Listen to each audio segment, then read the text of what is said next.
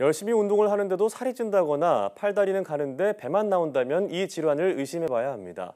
오늘 내 몸 보고서에서는 쿠싱 증후군에 대해 알아보겠습니다. 한림대학교 성심병원 유방내분비외과 소영준 교수와 함께하겠습니다. 네, 교수님 반갑습니다. 안녕하세요. 네, 좀 생소한 질환인 것 같습니다. 쿠싱 증후군 어떤 질환인가요? 네, 쿠싱 증후군이라는 것은 당질 코르티코이드라는 외부 스트레스 상황에서 적절하게 반응하는 것을 도와주는 호르몬이 신체 여러 조직의 세포 합성과 성장에 영향을 주는 것으로 알려져 있는데요.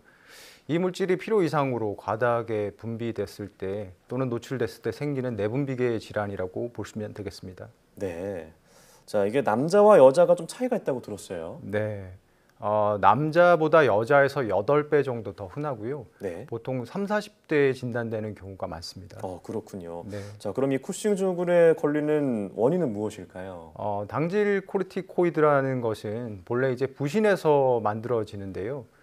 어떠한 이유로 외부에서 많은 당질 코르티코이드가 복용을 하게 되면은 우리 몸에서 이제 필요 이상 많은 당질 코르티코이드가 생기는 것이니까요. 예. 쿠싱 증후군이 생길 수 있고요. 또 우리 몸 자체에서도 그런 물질이 만들어진다면 그것이 또 하나의 원인이 될 수 있습니다. 네. 자, 그리고 또 몸에서 필요 이상으로 당질 코르티코이드를 만들어내는 요인들이 있다고요? 네, 맞습니다. 앞에서 제가 잠깐 빼먹은 얘기 중에 자가 면역 질환에서 많이 쓰이는 그 스테로이드, 그러니까 외인성 스테로이드 주사라든가 예. 복용약이 사실 가장 흔한 원인이고요. 그것과 별개로 우리 몸에서 만들어내는 원인을 크게 3가지로 볼 수가 있습니다. 예. 첫 번째는 이제 뇌하수체에서 부신피질 자극 호르몬이 분비하는 종양이 생기는 것이고요. 네. 두 번째는 부신 자체에 그런 물질을 만들어내는 종양이 생기는 것이 있고요. 세 번째는 부신도 아니고 뇌하수체도 아니고 다른 네. 곳, 가령 예를 들면 폐종양이나 간암 같은 데서 부신피질 자극 호르몬이 생기면서 이것이 부신을 자극하고 그러다 보니까 당질 코르티코이드가 과다하게 생성되는 경우가 있습니다.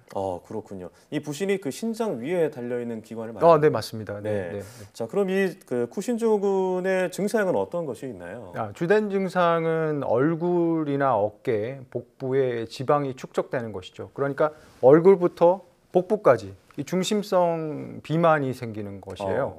그래서 얼굴이 붉고 둥글게 되고 목덜미가 두껍게 되고 배가 나오는데 예. 그 배가 나오는 것이 복벽이 두꺼워지는 것이 아니라 복벽은 굉장히 가늘어요. CT를 찍어보면 실제로. 근데 네. 배 안에 내장 지방이 늘어나는 것이죠. 그리고 피부가 트는 것입니다. 여성에서는 여드름이나 다모증 그리고 월경이성이 나타나기도 하고요. 또한 증상을 호소하면서 병원에 온 경우 상당수 환자분이 고혈압이나 당뇨, 골다공증 증상을 동반하고 있습니다.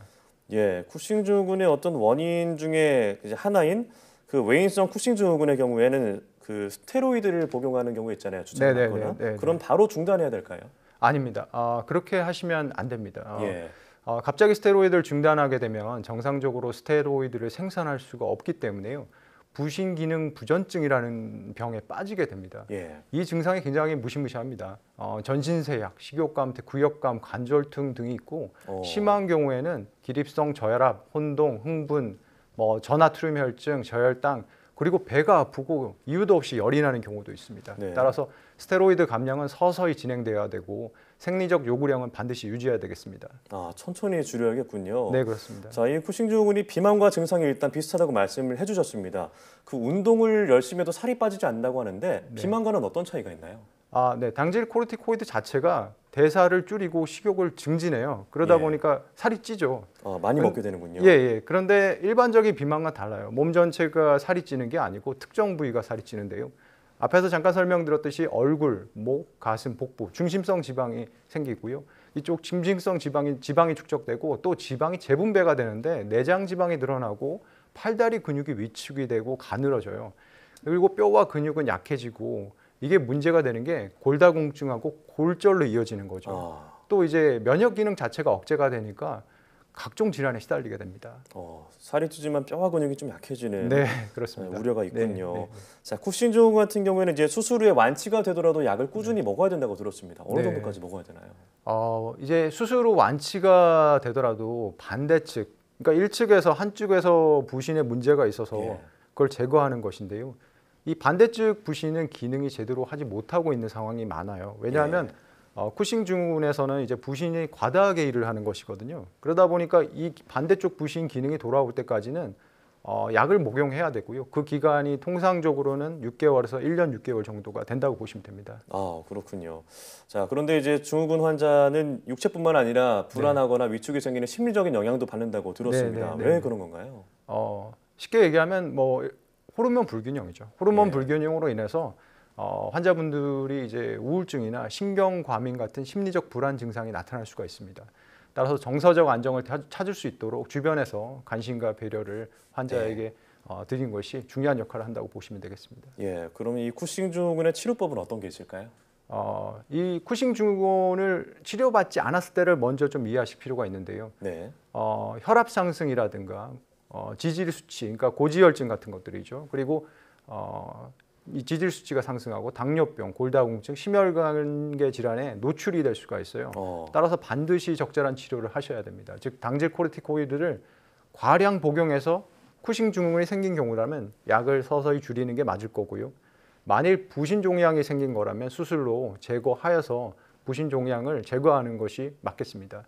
또 때에 따라서는 이 부신 종양을 수술로 제거할 수 없는 경우도 있는데요. 이럴 때는 약물 치료를 하거나 또는 기타 방사선 치료를 할 수도 있고요. 뇌하수체 종양도 비슷하다고 이해하시면 되겠습니다. 예, 적절한 치료를 빨리 받아야겠다는 생각이 드는데요. 네. 자, 그럼 치료를 받기 이전에 네. 쿠싱 증후군을 예방하는 방법은 어떤 게 있을까요? 이 쿠싱 증후군이라는 게 예방할 수 있는 방법은 사실 없어요. 다만 이제 스트레스가 한 원인일 수 있으니까 스트레스를 가급적이면 줄일 수 있도록 일상생활에서 정서적 안정을 유지해 주시고 대사장애가 또 발생하지 않도록 식습관을 개선하시고 좋지 못한 생활 습관들이 있어요. 그런 것들은 다 교정하시는 게 좋겠습니다.